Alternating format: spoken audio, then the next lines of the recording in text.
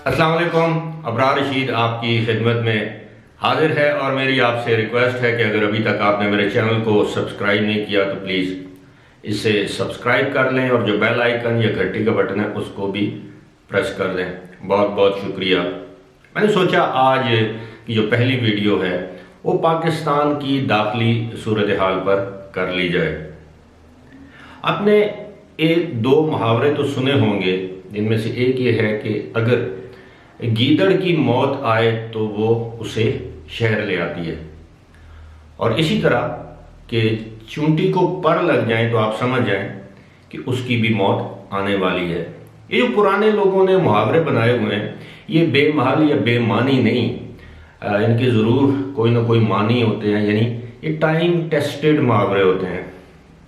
अब आप सोच रहे होंगे कि इन मुहावरों से मेरी गुफ्तगू का क्या ताल्लुक, तो वो जब मेरी गुफ्तगू मुकम्मल होगी तो आप खुद समझ जाएंगे कि मेरा ये मुहावरे बयान करने का मकसद क्या था। आपने सुना होगा कि गुज़श्ता रोज़ लाहौर के इलाके शाहदारा में अपोजिशन ख़ास तौर पर पाकिस्तान मुस्लिम लीग नवाज के मुतहद्दिद यानी दर्जनों रहनुमाओं पर बगावत या गद्दारी के मुकदमात कायम किए गए, और अफसोसनाक बात यह है कि इन मुकदमात में जिन लोगों को नामजद किया गया उनमें पाकिस्तान के दो साबिक वज़राए आज़म यानी मियाँ मोहम्मद नवाज शरीफ और शाहिद खाकान अब्बासी, 3 गवर्नर, 2 खैबर पख्तूनख्वा के यानी साबिक गवर्नर इकबाल जफर झगड़ा, सरदार मेहताब अहमद खान, बलूचिस्तान के साबिक governor lieutenant general retired Abdul Qadir Baloch, मुतअद्दिद साबिक वफाकी वज़रा, मुतअद्दिद सिटिंग सेनेटर्स MNAs। इसके अलावा सबसे अफसोसनाक बात यह है कि 3 साबिक लेफ्टिनेंट जनरल यानी lieutenant general Salahuddin Tirmizi, lieutenant general retired Abdul Qayyum, lieutenant general retired Abdul Qadir Baloch, इन पर इल्ज़ाम क्या है कि इन्होंने पाकिस्तान के खिलाफ मुजरमाना साजिश की है और बिलवास्ता ये मोदी के एजेंडे पर काम कर रहे हैं, भारतीय वज़ीर आज़म नरेंद्र मोदी के एजेंडे पर ये काम कर रहे हैं, और ये मोदी का जो कश्मीर को हड़प करने का एजेंडा है ये उस पर काम कर रहे हैं। इससे भी ज़्यादा अफसोसनाक पहलू ये है कि इस FIR में आज़ाद कश्मीर के सिटिंग वज़ीर आज़म राजा फारूक हैदर का नाम भी शामिल है। अब आप खुद सोचें कि कौन भारत के एजेंडे पर काम कर रहा है। जब आज़ाद कश्मीर के वज़ीर आज़म के ख़िलाफ़ आपने बगावत या गद्दारी का मुकदमा दर्ज किया या FIR काटी, तो इससे किसको खुशी हुई होगी? ज़ाहिर है भारत वालों को, भारतीय गवर्नमेंट को। और आपको पता होना चाहिए कि पाकिस्तान की रिट ही नहीं है, पाकिस्तान का कानूनी दायरा इख्तियार ही नहीं है आज़ाद कश्मीर में। आज़ाद कश्मीर के अपने कवानीन है, लेकिन हमने राजा फारूक हैदर वज़ीर आज़म आज़ाद कश्मीर के ख़िलाफ़ गद्दारी या बगावत का मुकदमा दर्ज करके क्या पैगाम दिया है दुनिया को। नाज़रीन और ख़वातीन व हज़रात जो आप मेरी वीडियो देख रहे हैं, मैं आपसे एक रिक्वेस्ट करूँगा कि हकीम सईद की एक किताब और उसके जो इक़्तिसाबात हैं वो आजकल सोशल मीडिया पर आम है। हकीम सईद ने 1992 या 93 में ये कह दिया था कि सहूनी लॉबी पाकिस्तान में इमरान खान नामी एक शख्स को मुसल्लत करना चाहती है और उसके ज़रिए कश्मीर से पाकिस्तान को हाथ धोने पड़ेंगे और कश्मीर का इशू इस तरह किया जाएगा, हैंडल किया जाएगा, टैकल किया जाएगा कि बिलाखिर कश्मीर जो है वो भारत का हिस्सा बन जाएगा। आज से कई बरस पहले हकीम सईद शहीद, जिनको MQM के गुंडों ने शहीद कर दिया था, उन्होंने इस बात की पेशिनगोई की थी। ये किताब, ये इक़्तिबासात आम अवेलेबल हैं सोशल मीडिया पर, आप देख सकते हैं कि विजनरी लोग कैसे होते हैं। इसी तरह मैं अगर आपको ये कहूँ कि जो गद्दारी का मुकदमा है, जो बगावत का मुकदमा है, उसमें हमेशा स्टेट मुद्दई होती है, रियासत की तरफ से मुकदमा दायर किया जा सकता है, कोई आम शख्स ये मुकदमा दर्ज नहीं करवा सकता। और इतनी उजलत में शदारा थाने के SHO ने यह मुकदमा ऐसे इंतहाई अहम अफराद और ख़ास तौर पर मुस्लिम लीग नून के तमाम रहनुमाओं के खिलाफ ये मुकदमा दर्ज कर लिया।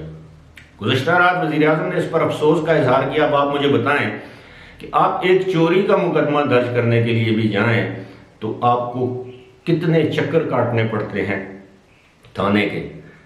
और ये मुकदमा बदर रशीद नामी शख्स की जानब से दर्ज करवाया गया, जिसको कोई अता पता नहीं है। सिर्फ ये लिखा हुआ है कि मुहिब वतन शहरी, यानी बदर रशीद एक मुहिब वतन शहरी है और जिन लोगों के खिलाफ मुकदमात दर्ज किए हैं खुदा न खास्ता वो तमाम के तमाम बागी या गद्दार हैं। मैंने गुज़श्ता रोज़ की वीडियो में भी आपसे जिक्र किया था कि पाकिस्तान में किसी को काफिर करार देना, गद्दार करार देना कोई बड़ी बात नहीं है। इसमें बहुत से लोग फ़ख्र महसूस करते हैं, लेकिन शर्म का मुकाम है उन लोगों के लिए जो लोग आज इक़्तिदार में हैं और अपने सियासी हरीफों पर गद्दारी के इल्ज़ामात सरेआम लगाते हैं और गद्दारी के मुकदमात कायम करने में मदद फराहम करते हैं। इस मुकदमे का बनेगा तो कुछ भी नहीं। जब ये किसी भी अदालत में जाएगा तो ये सारी जो FIR है स्ट्राइक डाउन हो जाएगी। अगर आपको याद हो तो एक वक्त ऐसा था कि यंग जियो ग्रुप के जो ऑनर हैं, जो मालिक हैं, मीर शकील रहमान के ख़िलाफ़ भी इसी तरह के मुकदमात, मुल्क दुश्मनी पर मबनी इल्ज़ामात पर मबनी मुकदमात मुल्क के चप्पे चप्पे गोशे गोशे यानी चारों सूबों के हर ज़िले, हर तहसील, यहाँ के कस्बे की सतह पर FIR काटी गई। और आपको पता है कि इस तरह के टाउट्स आपको मिल जाते हैं, उनमें वकला भी हैं, सहाफ़ी भी हैं, आम शहरी भी हैं। जिन लोगों को ये टाउट चाहिए होते हैं उनको ये आगे करके उनसे अपना काम निकलवाते हैं, FIR दर्ज करवाते हैं। चाहिए तो ये अगर वो FIR झूठी साबित हो तो एक पाकिस्तान पीनल कोड का एक दफ़ा 182 मेरा ख्याल है, अब उसके तहत ये होता है कि अगर आपने जो FIR मैंने किसी शख्स के खिलाफ झूठी FIR कटवाई है तो अगर वो साबित नहीं हो सकता जुर्म, तो वही FIR मेरे नाम पर कटेगी उसी जुर्म के मुताबिक। अब मैं इतना कह सकता हूं कि ये तमाम जो हरबे हैं, हथकंडे हैं, ये बौखलाहट जाहिर करते हैं किसकी? इमरान खान की। और सारी दुनिया को अब पता चल चुका है, पाकिस्तानियों को भी पता है कि जो सकूत कश्मीर हुआ है, यानी कश्मीर का टूट जाना, पाकिस्तान से जो मकबूजा कश्मीर का जो रिश्ता है, इसको इतने आसानी से टूटने दिया गया। और आज कश्मीर पर जो मुजालिम उठाए जा रहे हैं, आप अखबारी बयान तो सुनते हैं लेकिन अमली तौर पर कुछ नहीं किया जा रहा, बल्कि इस बात पर तकरीबन आमादगी जाहिर की जा चुकी है कि अब जो कश्मीर है वो किस्सा पारीना है, भारत ने उसको अपनी यूनियन का हिस्सा बना लिया है, लिहाजा कोई बात नहीं। जो मैंने अपनी गुफ्तगू के आगाज़ में आपको 2 मुहावरे बताए थे, अब आप उन मुहावरों का मतलब समझ गए होंगे। पाकिस्तान की तारीख इस तरह के स्याह कारनामों से भरी पड़ी है। इसमें अदलिया के जज भी शामिल थे, इसमें जनरल भी शामिल थे, इसमें सियासतदान भी शामिल थे, इसमें वकला भी शामिल थे। लेकिन आप देख लें कि मोहतरमा फातिमा जना से लेकर बेनज़ीर भुट्टो तक आज दिन तक गद्दारी के इल्ज़ामात जिन लीडर हजरात पर भी लगे, कौम ने उनको बिलाखिर सुरखरू किया। अब वक्त आ गया कि हमें इस तरह की रवशों को तर्क करना चाहिए। इमरान खान को माजी से सबक सीखना चाहिए, अगरचे उनका माजी इतना ताबनाक नहीं है कि वो उससे सबक सीखें, सिवाय इसके कि वो एक अच्छे क्रिकेटर थे और सिवाय इसके कि वो एक अच्छे ऑलराउंडर थे, बॉलर थे या एक अच्छे कप्तान थे। सियासत में उनका कोई अमल दखल नहीं। अब इन लोगों पर गद्दारी या बगावत का मुकदमा क्यों कायम किया गया? इसलिए कि इन्होंने कहा कि इदारे, तमाम इदारे, अदलिया, फौज, पार्लियामेंट, एग्जीक्यूटिव, ब्यूरोक्रेसी, जितने भी इदारे हैं वो अपनी अपनी आईनी और कानूनी हदूद में रहकर काम करें।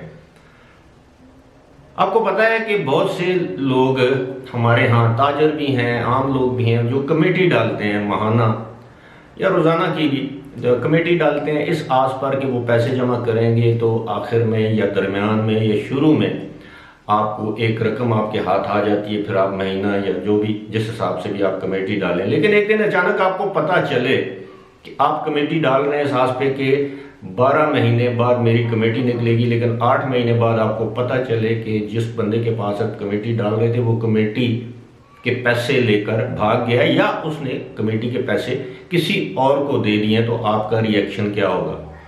कुछ इसी तरह का रिएक्शन 2018 के इंतखाबात के हवाले से मौजूदा अपोजिशन का है। हुकूमत की सबसे बड़ी बौखलाहट ये है कि किस तरह दो बड़ी अपोजिशन जमातों ने यानी पाकिस्तान पीपल्स पार्टी और मुस्लिम लीग नून ने मौलाना फजल रहमान को PDM यानी पाकिस्तान डेमोक्रेटिक मूवमेंट का सरबराह चुन लिया।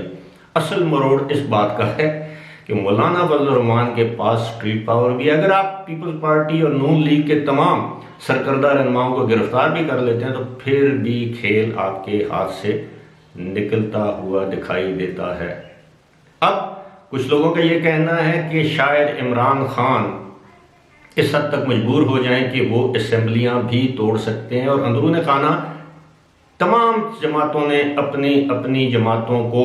तमाम जमातों के रहनुमाओं ने अपनी अपनी जमातों के अंदर ये मैसेज भिजवा दिया है कि इंतखाबात की तैयारी करो।